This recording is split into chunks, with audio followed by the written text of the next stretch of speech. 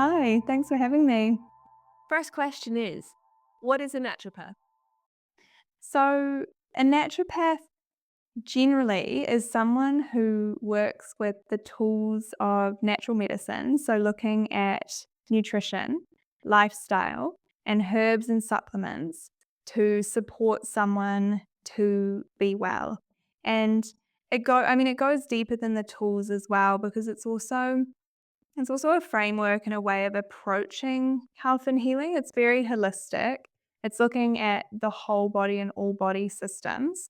And it's very much about trying to identify and address the underlying cause of why someone's feeling the way that they're feeling. So it's not just about treating symptoms. It's interesting, isn't it, when you kind of talk about health and wellness, and a lot of the conversations on this podcast are around health and wellness. But then sometimes when you see the image of health, you think of like Lululemon and Pilates and, Mhm. protein shakes. But actually, a lot of it is the lifestyle, stress, sleep, hormones, diet. There's so many different parts, like the holistic side to it. So, what does your work actually look like day to day? Like, what are you looking at when you examine someone who might come through your door and want to improve their healthy lifestyle? That's a really good question. And I guess the answer would be different for different naturopaths because everyone practices differently. But for me, it is very aligned with sort of what you said. I mean, there's a lot of these health trends nowadays and things that we think we need to be healthy. But my work is actually very much looking at the foundations of health because I believe and I've seen time and time again that if we can get the foundations of health in place, they're responsible for maybe 80 to 90% or more of how we're feeling. So that's looking at making sure we're getting good quality sleep and adequate rest. Rest, not just including sleep, but during the day, having times of rest, looking at movement and exercise, nutrition and adequate hydration, connection with others, time in nature, nervous system regulation, stress reduction. Those to me, if I'm remembering all of them, I think that pretty much covers them. Those are the key foundations to health that I have seen in my clients. If we can make sure that these are all imbalanced, it really, really gets us so far towards being healthy and well without needing all of the extra gadgets and gizmos and supplements and protocols. So maybe we can kind of have a bit of a zoom in to each one of those because they are so fundamental Mm. to health and wellness. So if we start off with the first one, which was sleep, again, it fascinates me, and I said this before in the podcast. We have 8 hours of sleep that we need to get a night, which is quite a lot, but we'll cut that off quite easily. Whereas maybe if we had to do something like a workout or whatever, we'll be like, oh, we're going to do that, which is obviously a lot harder to do than literally sleep because you just go to bed and shut your eyes, and it's quite restful generally. But it really should be a non-negotiable, but often it isn't. So how do you look at someone's sleep health? What are the red flags? What are the beige flags? What should we be looking at for sleep? Yeah, it's so true, like you said, that it can be put last, sleep, in place of all of the other things we're trying to do to take care of ourselves. And sometimes the foundations of health are like that. They're less glamorous, and so we sort of don't see them as important or as necessary and we focus on other things. But sleep honestly is so important for us to feel healthy, happy and well. The amount of sleep we need, I mean, it depends on the person. So 8 hours is often, given as the gold standard. This is what we should be aiming for.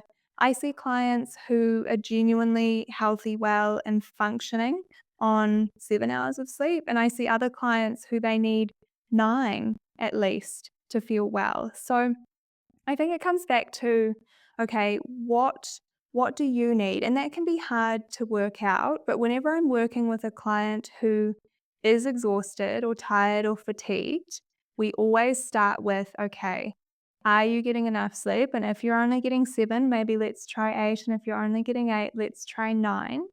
And then there's also looking at quality of sleep. So it's not just time in bed, like you go to sleep at 10 and you wake up at 6 and you're getting your 8 hours, tick that box. But it's thinking, okay, how long is it taking me to fall asleep? Am I waking during the night?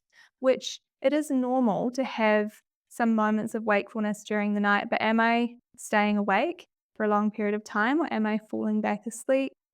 And I mean, nowadays in the world of wearables and sleep trackers, we can track and quantify our sleep. And so some people do like to do that to look at their overall kind of sleep stages and sleep score. But I find generally we don't have to do that. It's not necessary. It's more about how are we feeling? How easy is it to fall asleep?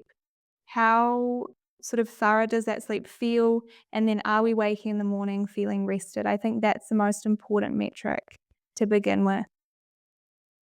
And what are, I guess, the tips to improve your sleep? Say someone is thinking, okay, I've done my, I guess, sleep diary, identified I'm not getting enough sleep. I need to get some more sleep. I'm waking up a lot during the night or really struggling to get to sleep at all. Mm.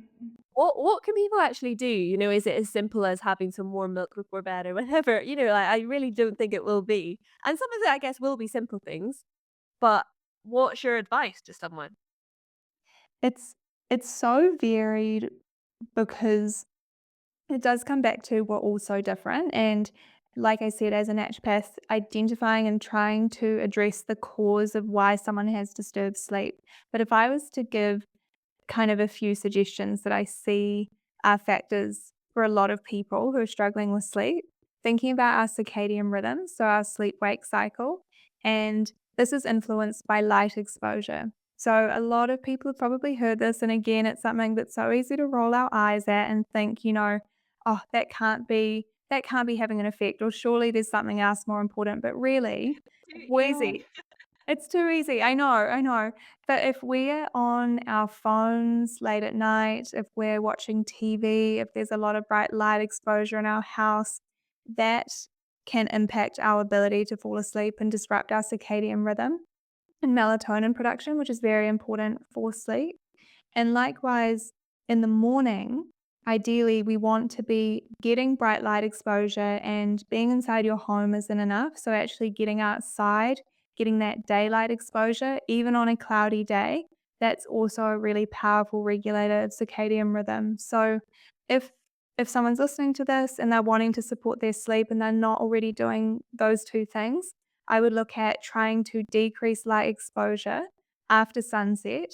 Although for some people in some parts of the world, that might be really early. So at least a couple of hours before bed, dimming those lights, trying to stay off screens, and then going outside for 5 or 10 minutes after the sun comes up in the morning. And then I also think about the wind down period before bed.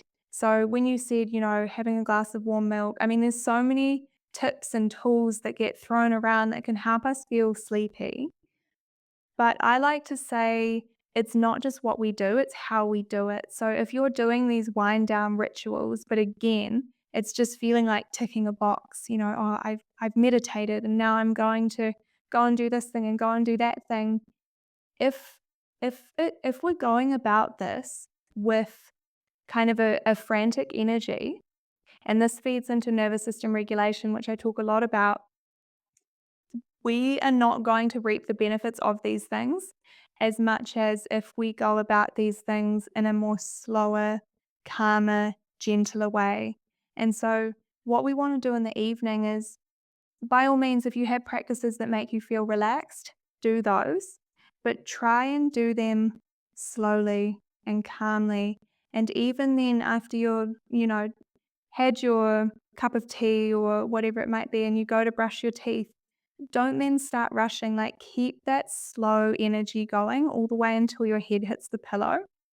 Because I think it's really important that we need to be down regulating our nervous system at night to then be able to fall asleep, rather than what a lot of us do is go, go, go all through the day. And then by the time our head hits the pillow, we've had no wind down. And so it's very hard to then go from that energy to being asleep in an And then instant. you've got the classic thing, your head hits the pillow and you're filled with so many ideas or thoughts, or you're just processing everything, and then suddenly Yeah. like 2 a.m. and you think, "Oh my goodness, I've got to get up in 5 hours," or whatever. And it just kind of spirals like that. But it's quite interesting. I've not really heard because obviously, there's the light exposure and things which people are a bit more aware of now. But the actual not rushing to get to bed, because almost if you're rushing to get to bed, then you're increasing your heart rate, the blood is pumping around your body. You've probably got a bit more adrenaline because you're like, I need to get Yeah. my 8 hours sleep. Whereas if you actually went a bit slower, you probably go to sleep faster, quicker, and you may even have better quality sleep. Again, simple fix. So many of these are like simple. They're obvious when you know what they are, but hard to actually identify otherwise. But people would probably rather spend hundreds of pounds on a sleep tracking app, like, or a ring or a band or anything like that, than actually turn their phone off before 9 o'clock. I've said this before on a podcast, but I think of going to sleep like, we're driving a car on the motorway. Like that's the speed often that we're going throughout our day. And trying to fall asleep from that pace is like trying to parallel park that car from the motorway. It's next to impossible. Like we want to be slowing down that car. We want to be slowing down ourselves. So it's a lot easier to then drift off. Because a lot of us don't have enough pauses during the day. And so, like you said, when your head hits the pillow, and all of these thoughts are coming up, your mind is taking that opportunity because it's probably the first time that you've paused all day. So it's like, how can we have those opportunities to pause before bedtime? And I think that often perhaps when you say kind of those pauses, people may think like naps or something like that, which I'm sure maybe they are applicable in that sense. But like something that I've tried to incorporate, I naturally kind of do it rather than trying to. But if I'm in the car going somewhere, I rarely will listen to anything. But I just quite like having a bit of time. You can have some thinking time, especially if you have like a 10-minute journey where it's like it's not really worth by the time you like cue a song or anything like that. And it's actually just that breathing space. Even if you don't think Yeah. about anything, it's so special. And I don't know, I think another great thing is actually having a dog. I'm not sure Mm. what your thoughts are on that, but like, because you're out first thing in the morning, because you need to get fresh air to let the dog out, and then it means you're out in all weathers. You get exercise in, which maybe people who like don't exercise otherwise would be out exercising their dog and walking their dog. It gives that sort of routine. It's not screen time because especially if you have quite a needy dog, they're going to want attention, and it gives you time to just maybe be out and process. So either you're walking with someone, which means you can have a conversation with someone and have that social connection, or you're walking by yourself, which means you can actually have some time to process or just even have time to just be. What, like, I Yeah. guess, yeah, you probably, often people come and they're not even having time to just like say hello to themselves, connect with themselves. How am I Yeah. feeling? And actually realize Yeah. that, hold on, I'm here right now in this moment.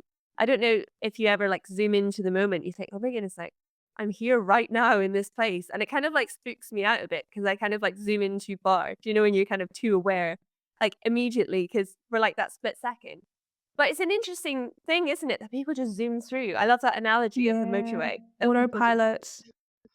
yeah. Yeah, so many of us are on autopilot from the moment we wake up until the moment we go to sleep. And there's so much stimulation coming at us all the time in today's world. And I love what you said about not always listening to music or podcasts in the car, because I talk to a lot of clients about that who are overstimulated and overwhelmed and anxious. I say to them, can you find moments in your day where you can actually reduce that external stimulation coming in and have some time to just think or be present or be in stillness or quiet? And driving is a great opportunity. We can take that moment to pause and reset between tasks. So I think it's lovely that you brought that up. And also I totally agree. I have a dog. I love walking my dog for the same reason. And I will often try and walk without a podcast or without music because there is a lot of research to show that it's actually really important to have free mind wandering thinking time during the day. It can really support creativity. It's really good I believe for supporting our nervous system because again, it's decreasing that overstimulation and and overwhelm. So, yeah, let's add that to the foundations of health, having some mind wandering or thinking time during the day. Yeah, most days I think is very important. I love how you've described the mind wandering because I feel like that's very visual. You can just imagine kind of wandering about like aimlessly, and that's kind of the beauty of it. And you mentioned there the nervous system, and I guess the overstimulation of life, which can lead to overwhelm and perhaps spike up anxiety and worry and panic, and then lead to all sorts of things. So, can you give me a bit of a rundown on the nervous system regulation, why we should care about it, what it is, I guess, for people who may think, I know what it is, but I couldn't explain what it is, if you know what I Right. mean. And Yeah, sure. why should we care about it? It's it has become a bit of a buzzword nowadays, I think, which, in some ways is a good thing because it's opening up this conversation. But the way that I approach it and the way that I explain it is within our body, we have a branch of our nervous system called the autonomic nervous system. And this controls the involuntary processes within our body, like digestion and heart rate. The autonomic nervous system is broken up into two main branches. You've got your sympathetic, which is your fight or flight, or it's like the accelerator in the car, it speeds you up. And then your parasympathetic, your rest and digest or rest and restore is like the brakes in the car, it slows you down. And now, a lot of people, I mean, myself included, even with the content that I share, emphasize the importance of supporting your parasympathetic nervous system. And that's because in today's day and age, there's a lot of stress, and that is feeding into more sympathetic nervous system fight or flight activity. However, sympathetic is not bad, parasympathetic good. I want to stress that they're both really important. And so when I talk about nervous system regulation, it's about having a healthy balance between both branches of the autonomic nervous system, such that your nervous system, which is trying to keep you safe and alive, that's its primary goal, it's responding appropriately to the situations that you encounter. So, if you were in a life threatening or dangerous situation, you would want that fight or flight to activate. But for a lot of us during the day, we are actually safe and our sympathetic fight or flight nervous system is still activating. And I would call that sort of a dysregulation such that we want to teach the nervous system and support the nervous system to feel safe when we are in fact safe, and therefore be in states appropriate to the situation at hand. So, how does it link in, I guess, with the modern world and all of these overstimulating things? Or, I don't Yeah. know, do you think that the world is more overstimulating now than ever, or are we just talking about it more? I feel it is more overstimulating. I mean, even if you look at technology and how connected we're expected to be, to our friends or coworkers or our boss, and the pressure that we put on ourselves to stay connected and stay in touch. And then even, I mean, the modern world, everything from like we were talking about like music and podcasts and lighting and caffeine and like all of these factors that, I mean, maybe we're going back now 100 years, but weren't as prevalent back then. So I do feel like there is a lot more stimulation in today's modern world. And I do see within myself and within my clients that this extra stimulation can feed into being more dysregulated, to feeling more overwhelmed and yeah, and overstimulated day to day. And are there any, I guess, quick fixes for that? Say you kind of feel in that overwhelmedness, and I often think of the morning like a new day. You have a new opportunity, a blank page, and you kind of want to be regulated as much as you can. Like Mm. if you wake up a bit anxious or just in a bit of a grump, it really stains the day, and you have to work pretty hard to shake that. And sometimes there's a reason, and sometimes there isn't a reason.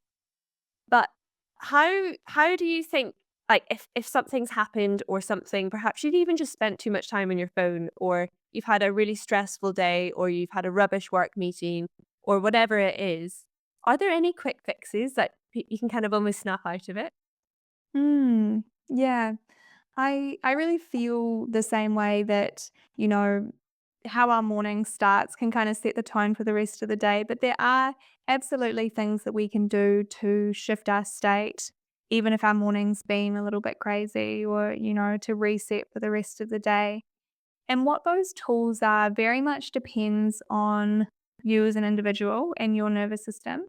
So I share a lot on my Instagram and talk to clients about really getting to know your nervous system and your states of dysregulation and what that feels like, what things contribute to that, and what things help bring you back to a more calm, grounded, balanced, regulated place. And some examples can be for some people, it's slowing down and softening their body and looking at their posture and not multitasking, trying to decrease the overstimulation through like maybe, looking at your music, or are you multitasking, listening to things, trying to do things on your phone. So these sorts of things can be helpful. But if you're feeling quite dysregulated, quite frazzled, say your morning has really turned pear-shaped, you may need something that is going to kind of snap you out of it a little bit more than some of these gentler tools. And so that might be going and doing some movement, because when we move, to our body, that feels like we're completing the stress response cycle. If we come back to fight or flight, it can feel like we are fleeing that danger. So movement can be really helpful to complete that stress response cycle. For some people, it's even a release of emotion. It could be, safely like punching a pillow, or, like shaking a pillow or shaking your body, or, yeah, any form of kind of release, more active movement, then coming back to a place of slowness, stillness afterwards, that can feel like a really good release and reset. And for the same reason, cold water exposure can be helpful, because again, it's kind of this momentary putting the body, or kind of going along with that stress that you're feeling, heightening it a little bit, and then afterwards dropping back into that parasympathetic regulated place. So going, if you're close to the ocean or a lake, jumping in that, having a cold snap in your shower, even if it's just during your day, washing your hands or splashing your face with cold water, that can be a really nice reset. There's so many different options. It's really interesting because a lot of the things that you have suggested are things that probably biologically were we would have done. You know, as you Yeah. said, if there's the fight or flight, it's probably because there's danger. So we're probably going to need to run away from something or make sure that we're safe or whatever that is. And then after that, we're probably going to sit and have a bit of time to kind of ponder and get our breathing Yeah. right and that sort of thing. And then if we, every day, I imagine there would be some sort of exposure to cold water because, when we all lived outside in caves and whatever, they wouldn't have had the hot water or the hot shower. Or it's really interesting, isn't it, that it really does come back to the natural the Yeah. natural remedy for it. And it's not that you have to take all of these supplements, as you said before. A lot of it is just looking at your routine and your habits and hold on, like, of course you're overstimulated because you have so many tabs open both mentally and also in your computer, and then you're actually watching TV while you're internet shopping, but you're also like Mhm. checking your phone for something and it's buzzing through. And then suddenly you think, well, of course you're overstimulated. Like, how could you not be? Yeah. Yeah. And we really are, coming back to what you were saying, we really are animals. So, if you have a pet, your dog, after they've had any form of conflict or stress, or they will shake it off immediately. They'll just have a big shake, and that's their way of releasing that stress activation. We can do that too. We can shake our bodies. There's also a theory. I was actually just speaking to someone about this last night. There's a theory that when we do personal grooming as well, be it having a shower or painting our nails or brushing our hair or maybe even putting on some moisturizer, that can also support our nervous system to feel safe and regulated, because we, as an animal, we wouldn't be doing those grooming rituals if we were in danger. So That's, I thought, a really interesting concept. I haven't actually looked into whether they've studied, does painting your nails help regulate your nervous system? But I thought Great title it for a made discussion. sense. Yeah, I know, maybe that'll be my PhD, but it made sense that, this is what animals do, and they wouldn't do this if they were in danger, and so it's all about finding ways to show our nervous system, "I am safe, I'm not in danger," or like we were saying before, "I've outrun the danger, and now we're safe." It's actually fascinating the more you look into it. The more simple yet mind-boggling it becomes, like, in equal measure. It's actually, yeah, super, super fascinating. So leading on to the next part, which is another fundamental element of everyday lifestyle and also a huge cause of perhaps cracks in the wellness and holistic wellness of our life, is stress.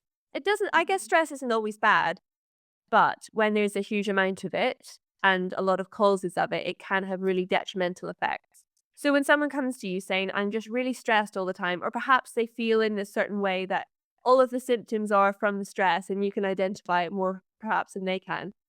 What do you do then? What's your immediate action? Yeah, so stress and nervous system regulation, they really go hand in hand. And so my approach to working with stress with my clients is, again, nervous system education and supporting them to understand that the stress that they're feeling is really due to a activation of their sympathetic nervous system, and it's their body's way, their nervous system's way of trying to keep them safe. It's perceiving danger. And so there's different approaches to supporting someone who's stressed. There's bottom up approaches, and we've talked about some of these. That's using the body to send a message to the brain and nervous system that we're safe. So it might be like we talked about movement, shaking, grooming, cold water, slowing down, softening your body, exercise, all of these sorts of things.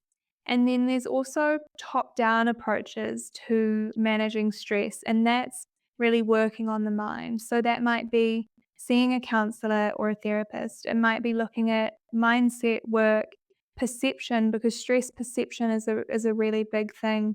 You know, there might be two people and the same event happens and one person perceives it as really stressful, and that therefore causes this overactivation of their stress response, but someone else may perceive it as something they can handle. So I think finding both bottom up and top down tools and resources that work for you and attune to your nervous system to help you reduce stress is really important.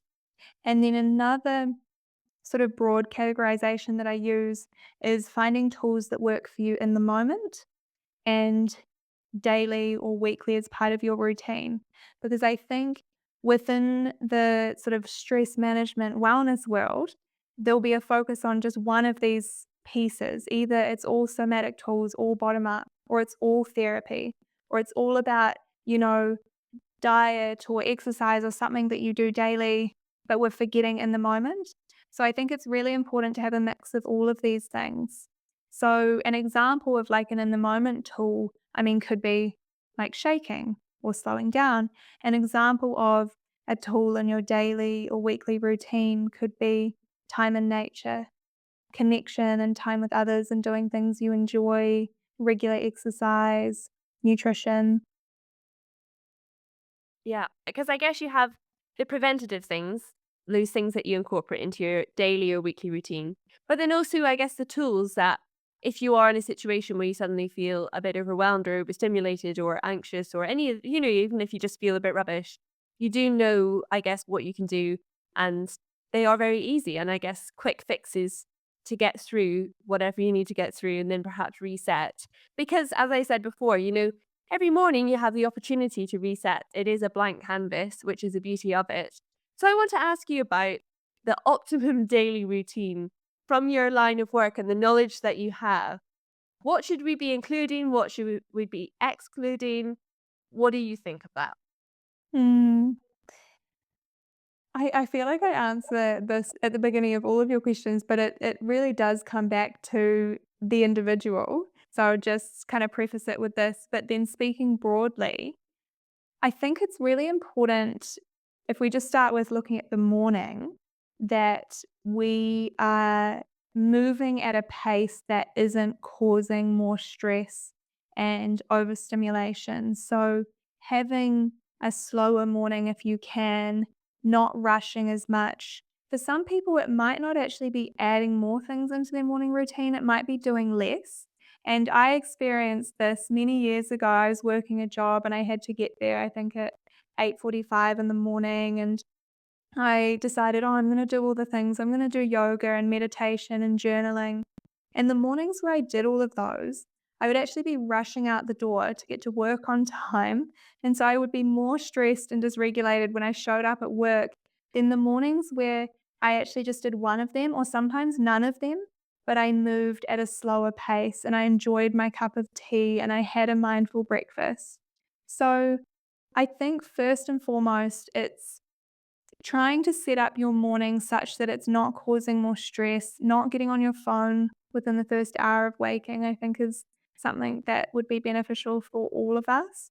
And then beyond that, if you have time, finding maybe a practice or two that support you to feel happy or relaxed or help reduce your stress. So that might be some form of movement, could be going for a run, walking your dog, yoga, it might be breath work or meditation or journaling.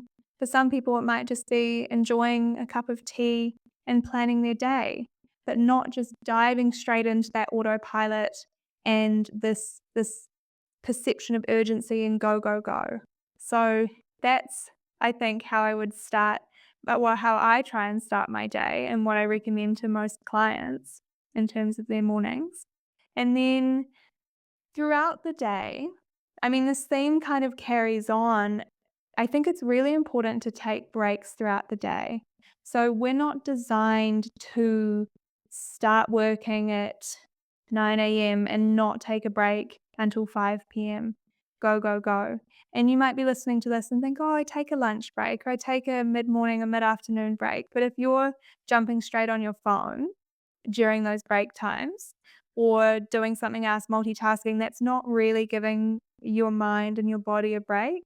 So if you can throughout the day, they don't have to be long. It might be going outside for 5 minutes a few times a day, or actually taking a lunch break where you sit down away from your work, doing what you can within the situation that you're in to have even a few micro moments of pause and rest throughout the day, getting outside in some fresh air if you can. And then evening, we've sort of talked about already. Again, it's about I mean, my theme really comes back to, again, slowing down and rest and taking breaks. And that's because so many of us are just rushing. And so in the evening, it's really upping this even further to start winding down from your day. Again, if you've got time to do something that you enjoy, like one of these practices, exercise or something in the evening, that's wonderful. But making sure that you have a little bit of time for you. And even if you're a busy parent or you have a lot of responsibilities, carving out even 5 minutes when the kids have gone to bed, or 1 minute when you go to the bathroom by yourself, not pulling out your phone when you're sitting on the toilet, actually being present when you're washing your hands, like enjoying these micro moments of pause. It doesn't have to be a huge meditation session or anything like that. It can just be those few moments. And often it is those quick fixes that can actually make a sustainable difference, I think, as well. And it's super interesting how you said when you actually ended up doing everything before your morning, you came to work more stressed. Yeah. Because it can often feel like that. Whereas if we take it a bit slower and I guess be kind to ourselves as well, like have that friendly voice of, not rushing ourselves or beating ourselves up or, listening to your body as well. Not every day, but if you wanted to have that extra 5-10 minutes of sleep instead of getting up and, putting the wash on in the morning or whatever that is, things that you can perhaps do later, but it might not be the most productive thing or whatever, and to put it off. It is listening to that because those are the signs that our body is telling us. It all links back into, fight or flight, all of these things. They're all the biological terms that will indicate what our body's feeling and why we're perhaps not listening to it the way we Mhm. should be. And then with that, a huge factor will be diet. And I guess if we then compare our diet then and to now, we have all of these processed foods and sugars and, alcohol and fizzy drinks and all the endless things that I guess are easy targets in terms of what is a poor diet. But what is a sustainably healthy diet? Mm. In general, I would say it's a diet that's primarily based around whole foods. So we don't have to be perfect. It's still fine to eat processed foods every now and then. Some people might argue that and say, no, absolutely zero seed oils or zero sugar. I don't take that approach because I've never worked with a client who has been prevented from achieving their health goals by not being 100% perfect. I think 80%, if we can aim for that, that's really realistic and achievable for most people. And by whole foods, I mean like ingredients you can recognize. You don't have to be piecing absolutely everything together from the individual ingredients. It's okay if you need some kind of convenience packaged food, some people do, but try and minimize processed foods. So, your numbers, your preservatives, anything that you look at and can't picture what it is, and then beyond that, eating more plant foods, eating more fruits and vegetables, especially non starchy vegetables, colorful vegetables. I often give the goal to clients if you can make around about 50% of your meal twice a day comprised of vegetables, you're doing really well. And that doesn't have to be measured or quantified or an exact clean line, half your plate. It's kind of just, a rough goal. Like if you can sort of visualize that meal and the components, see if you can make around about 50% of that vegetables. And then my next big, big tip for nutrition that I work with everybody on is blood sugar regulation. So, like you said, there's a lot more sugars in our diet today. There's also less fiber and a lot more refined carbohydrates. And this combination means that we're more likely to experience blood sugar spikes from food. And I mean, just to keep things simple, just knowing that short term, having these blood sugar spikes and crashes can really impact how we're feeling, brain fog, mood, nervous system, stress, and then long term can lead to chronic disease and other health complications. So, what we want to do is try and minimize these blood sugar spikes and crashes. And one of the best ways we can do this is through having adequate protein. And not only does protein support blood sugar regulation, it also supports basically every other function in our body, from having healthy hair, skin, and nails to healthy mood, neurotransmitter production. So, seeing if you can have a source of protein with every meal and every snack is such a powerful, pretty easy shift that we can do to literally feel better today, but then also support our long term health. Yeah, exactly. Yeah, all of those simple tips. Again, it's just what's sustainable. It's not you've got to cut everything out and never have a chocolate bar again in your life. It is just those little bits that will help energy levels, will help your performance, concentration, sleep. Like there's so many different elements that your diet will impact. It's not that if you eat all of these things, you're immediately going to get a terrible disease and be obese. It's kind of more the benefits of eating healthily rather than the negatives of not eating them, as well. I guess within a balance, of course.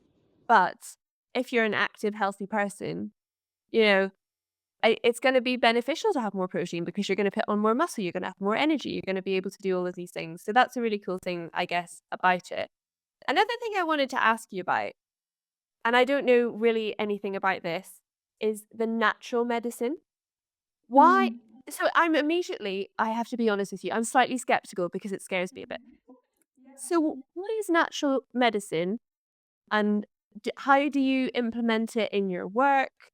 Does it mean that like modern medicines aren't as good, or should we be looking at like what should we be supplementing in and out? Give me the basic rundown on what it is and Yeah. why we should perhaps pay attention to it. Yeah. So I think you're probably asking with natural medicine referring more towards supplements. Mhm. Yeah, so vitamins, herbs, things like that, rather than natural medicine also including lifestyle and nutrition. For me, I sort of consider natural medicine to be all of it, but a lot of people just think that a naturopath just prescribes vitamins and herbs and supplements. And you're right to be skeptical because there are a lot of claims out there that are very misleading. It is a billion-dollar industry, the supplement industry, and there are a lot of poor quality supplements out there and companies that are really just preying on people's insecurities or fears around their health, and they're not actually helping people to get better. But that being said, that's kind of the dark side to the supplement industry or the natural medicine or natural health industry. But the way in which I practice and a qualified naturopath should practice is using evidence-based, high quality herbs and supplements, generally more in the short to medium term, to support someone as you're also using diet and lifestyle to achieve their health goals, or like we talked about before, to address the underlying cause of why someone is feeling the way that they're feeling. And, there may still be people listening to that and thinking, wow, that still sounds kind of, too good to be true. And to just give a couple of tangible examples of both supplements and herbal medicine. So, like if you're low in iron, an iron supplement will correct that deficiency. So, there are key vitamins and minerals and some other ingredients that have really clear physiological actions within the body that can really benefit us taking them as a supplement because sometimes we just can't get enough from our diet to correct a deficiency or to achieve a specific therapeutic target. And then with herbal medicine, they don't always have as clear of an action in the body, although a lot of them have been studied and we know, for instance, this herb will impact this neurotransmitter, but their effects in general are a little bit more kind of broad. But think of two herbs that most people know about, coffee and cannabis. And most people, whether they've tried those or not, would know that they have a physiological effect in the body. And so other herbs also have a physiological effect in the body. They may just not be as immediately noticeable as those two. But we can recognize that both herbs and supplements can impact our body. So it's about taking high quality ones that are specific for you, hopefully or ideally prescribed to you by a natural health practitioner, as well as considering these other areas, diet and lifestyle. And then I think, you know, supplements, natural medicine can have an amazing effect. And I have seen that in so many clients experiencing amazing benefits from this. Yeah, it's really interesting because I was just kind of thinking there who your, I guess, average client would be. Because I think a lot of the time you think, imagine if they could just prescribe exercise in Mhm. like the doctor's surgeries or a better diet and pointers of how to achieve that or more sleep or ways to combat stress rather than perhaps like giving them a prescription and sending them away. And I guess that's the nature of it all. But also it's so psychological. There's so much, I guess, psychological baggage that you will probably have to deal with. Do you ever feel like you're like a part-time therapist as well, because you kind of have to navigate all of that to, I guess, see what the causes are, what the triggers are, and then get an action plan from that. Yeah, I mean, yes, but I'm also very conscious to work within my scope of practice. And so I'm often referring clients if there is a lot of history of trauma or emotional stuff going on to work with therapists. However, I have done further training within the realm of nervous system and nervous system regulation. So that's why I now focus on that so much because that is a way that I am equipped to support clients that goes beyond just looking at physical symptoms.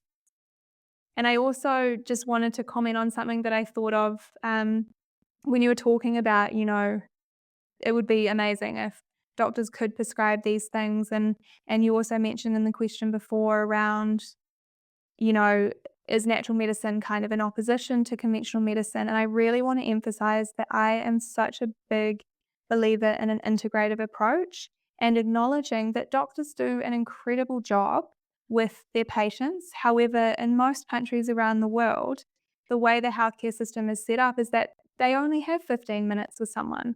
And them working within their scope is not necessarily being able to coach someone through making changes to their lifestyle or exercise or diet. So I think the complementary approach of more conventional medicine and natural medicine, you can say, is very, very powerful, and it doesn't have to be one or the other. And pretty much all of my clients have a GP, and I'm often referring them back to their GP and working integratively. Yeah, it's definitely a balance. And there's definitely an important part for modern medicine, but it's really interesting how the other side of, I guess, holistic health really can impact your overall health. It's not something that's just a side part that you can kind of opt in or out of. It does have a huge dictation on your life, your lifestyle, and your overall health. So it's super interesting to kind of hear the intricacies of that. And perhaps someone is listening to this and thinking, okay, um, I'm interested in this. I'm going to examine my health, but they don't really know where to start. Where should they look? Like, what should they do if they want to sit down and think, okay, am I actually healthy? Like, what points should they be kind of looking at? Hmm. If If they can work with a qualified naturopath or holistic health practitioner in their area, then I think that's the best because then, you can really have someone who is tailoring all of these tools to them. But for a lot of people, that may not be available to them. So, in that case, I think it's about coming back to these foundations that we talked about and choosing maybe just one area to start with because you don't want to feel more stressed and overwhelmed trying to improve your health. That's not helpful. So it's okay to take baby steps and to start somewhere. So it might be if you're not moving your body regularly, finding a form of movement you enjoy and doing that a few times a week. And then when that feels habitual, adding something else in. It might be looking at nutrition and going, okay, I'm going to see if I can increase my vegetable intake and aim for that half plate veg a couple of times a day. Or it might be increasing protein and blood sugar balance as a key foundation. Or where I do start with a lot of people is looking at the nervous system. And this, we've kind of just skimmed the surface in today's talk, but this is something that I share a lot about over on my Instagram. It's primarily focused on nervous system regulation and supporting people to learn more about their own nervous system and their nervous system states, what things cause them to feel more stressed, and what things help to improve their stress. And that alone, as a place to start or a foundation, can impact all other areas of your health. I've had clients who come to me with digestive issues, and we fix them, so to speak, through working on their nervous system because the autonomic nervous system influences so many different body systems. So yeah, that's another great place to start. Yeah, all links together. And Yeah, it so really does. so neatly that when you examine it, yeah, you can, I guess, get to the root cause of a lot of things. Yeah. So what, for you personally, would you say is like your goal, your overall ambition, career wise? What are you striving to do? What do you perceive as success in your field? Oh, such a good question. Right now, my goal is to really, in some ways, be a breath of fresh air within the wellness industry, which can feel very woo woo or overwhelming or confusing and not accessible for people. So, really, my guiding light right now is to share information and content on what was spoken about today, the simple, effective foundations of health that can help all of us, no matter what is going on for us. Because I have seen clients from all walks of life and seen how this stuff is so beneficial and relevant to all of us. So I think just finding more ways to get that message out. And at the moment, it's growing my community on Instagram and connecting with people over there. I share so much free content there. I'm working on an online course at the moment, and then have some other stuff in the pipeline. And yeah, longer term, I think even if I, just became a core part of a movement towards making natural health be seen as a viable complementary way of getting healthy, not seen as kind of fringe or woo woo or something that's not accessible unless you look or act a certain way. Like I'd love to be part of a movement of gaining recognition for this industry and how it can help all of us. And if people want to keep up to date with what you're doing, where you are online, if they want to work with you, where should they go? So the best place at the moment would be my Instagram, which is my name, Alena, Alena, Winter Natural Health. And from there, like I said, I share a lot of free content and then also will put my other offerings like my course on there, which potentially might be live depending on when this podcast goes out. But yeah, that would be the best place to connect with me at the moment. Wonderful. Well, I'll link those below so people can check those out.